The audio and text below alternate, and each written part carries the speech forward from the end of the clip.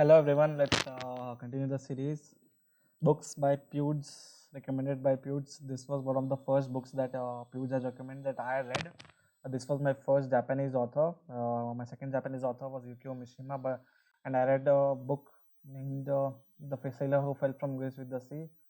But this was my first Japanese author, and this was my first Murakami book as well, Kafka on the Shore. This book was written in 2002 and translated to English by Philip Gabriel. Uh, okay, warning: you have to be 18 plus. There is very sexual. The book is very sexual. And the contains incest and sex scenes. So you should be 18 plus to before you read this book. You should be 18 plus, cause and also you will be able to enjoy it a lot more actually. That's what I thought. Okay, let's first of all, I love this book. I don't know why. The writing, the surrealism, uh, like everything I write loved about. I love this book. That's all I can say about this book. The writing, the surrealism. This was my first book in surrealism, and I thought it was very fantastic. I fell in love with Murakami, so I read a lot of Murakami books. I think five. This was my first Murakami.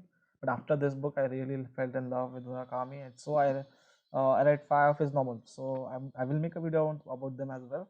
But this is the first. Okay, this book is very dreamy. It's like it's when you read, it's like painting a picture by reading the words. It's like that. It's very dreamy. It's very surrealism.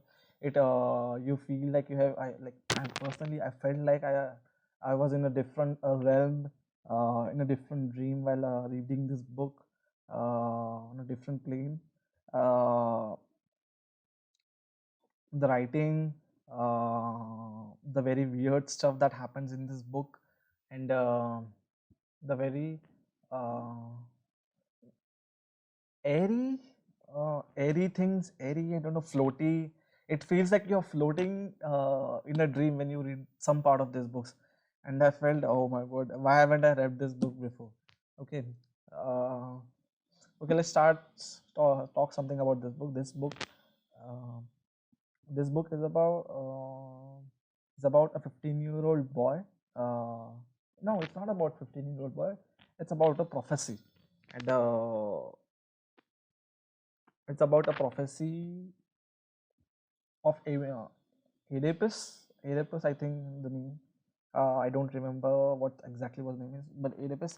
The prophecy is that Kafka, the 15-year-old boy, will kill his own father, will sleep with the sister, and will marry the mother. It's very gross. It's very gross, but like if you like, it's not real, so it doesn't matter really. Okay, Kafka runs away from home to avoid that same prophecy, but eventually that prophecy gets fulfilled, as in the original story of AB. He runs off to a library where he meets a character named Oshino, who is who is an LGBT person. Yeah, who is an LGBT person. And the second person we follow is a very elderly person named Nakata, who can't read properly but can talk to cats. The reason he can't read properly is because of an incident that happens to him when he was a child. Uh, Actually, that incident happen to his whole class, but he is the only person who is not able to, due to which he's not able to read, but he gains the ability to talk to cats. So the incident is pretty weird, but it's very interesting actually. Their stories are parallel, alternating chapter wise. They the stories of both characters affect each other's stories, but they never meet each other. So that's that. As Kafka runs away from his home and meets Oshino, he takes a shelter in the library where Oshino is an assistant. And but Kafka falls in love with the librarian, who is a 50 year old librarian, uh, which represents his mother. I know it's just very gross. And parallelly, as Nakata is able to talk to cats, he takes his side job is to find cats who are get lost. But something terrible has happened. Nakata at least thinks that something terrible has happened in the universe, and he starts his own journey to find a specific stone which opens a portal to another world.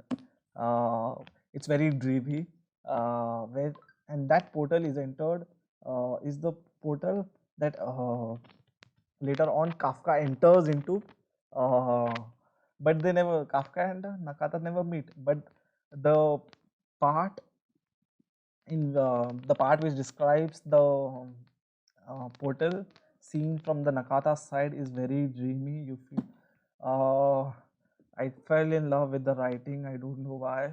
It, as I said, it really feels like a dream when you're reading this book, and I really think that everyone should read this book. As this the alternating story goes on, it's about 500 pages long, but I actually read it in about 3 to 4 sittings. In 1 or 2 days, I think. Completed this book in 1 or 2 days. It's very very good. There is actually a quote in the book. I think Kafka said it's. I think Kafka says the quote. It's like, if you remember me, then I don't care if everyone else forgets me. That's what the quote is, and I thought that was pretty interesting. Mm. One thing about Murakami or in this book is that feelings are important in the story here. If something happens to a character in this book, it feels like it has happened to you or your friend. Uh, you get very really invested in these characters. You sort of the thing about Kafka, the story of Kafka is in first person and the story of Nakata is in third person. Okay, we read the story of Kafka from his point of view, and we read the story of Nakata from a third person point of view. So I thought that was really interesting. The title Kafka on the Shore is a song written by Kafka's mother before she has died, or the what died, or the thing is Kafka has never met his mother. Either she has died or either she has left his father. I think you should read this book to find that out. Okay, this was the song. This is the Kafka on the Shore is a song written by the mother, and there is also actually a picture of a person uh, looking straight onto the beach, and we are seeing him from behind, and that was a pretty interesting idea, which the story goes into later. Uh, so it's definitely everyone. I think everyone should read this book and everything. And this, I think, I recommend as this as the first Murakami that everyone should read, because I have read 5 novels of him written by him, and I think this definitely captures the sense of Murakami, what Murakami has to offer. If you want to talk about this book, please leave a comment. And if you like the video, please like and subscribe. I don't want to be that guy who's whatever. Mm, I think everyone should read this book. It's very, very good, very, very good, and it's a very great Murakami book. It's one of my favorites. I think it's 500 pages long. It's definitely long, but I think everyone should read this book. Thank you.